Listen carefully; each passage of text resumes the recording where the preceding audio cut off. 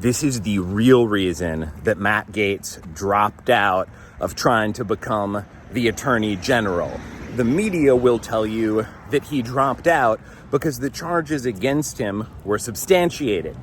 They'll say that the New York Times found evidence of payments, Venmo payments, that went to these girls that were at these crazy sex and drug parties, one of whom they say was 17 years old when Matt Gaetz was about 35. And I think everyone wants to just wrap this story up, move on, say, okay, these charges were substantiated. Now we're going to move on to someone else. But what if something else is going on, right? Why would President Trump put forward the Matt Gaetz name to be the Attorney General if there were these, terrible things that he did and already so many people who disliked him? What if President Trump actually knew that he would not be confirmed by the Senate? Can we imagine any scenario where Trump would put his name up knowing that he would be rejected? I think so. I think two things are accomplished from that. First of all, everyone for so long has been saying that Trump is the most extreme candidate, even though he takes the liberal position on abortion when it comes to the Florida ballot initiative about abortion.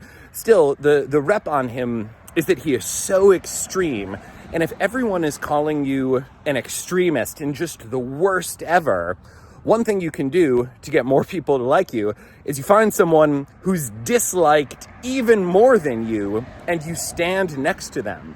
So Trump has definitely gotten a lot of heat in the media, but perhaps not more so than one other person, who is Matt Gaetz. If you watch the cable news show or the late night shows, they've essentially been making fun of him for being an alleged pedophile for going on for a year or two. And if you're trying to seem like a more upstanding person, why not just stand next to someone who is even more egregious? Here's the next thing. Trump has a lot of people to nominate. It's not just an attorney general. The president gets to pick thousands of people for different roles. This takes up a ton of time in the transition. And then after the transition, a lot of the job of president is just assigning different jobs to different people, right? Attorney general, there's some big ones, of course, that we talk about early on. But Trump knows he's going to have to get through a lot of names. And sometimes a good way to get through something is to set an anchor point. Now, if we're negotiating, let's say I want to buy your house here. Let's say this is your house, right? And I want to buy it for as little as possible. And let's say the house is worth $500,000. Maybe my first offer will not be for $490,000. Maybe my first offer to you will only be for $200,000.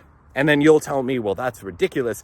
This house is worth so much more. How dare you only offer me $200,000? But the point is, I put that figure in your head to anchor that number in your brain. Now you're going to have to go higher than it, but you're already thinking about the number 200,000.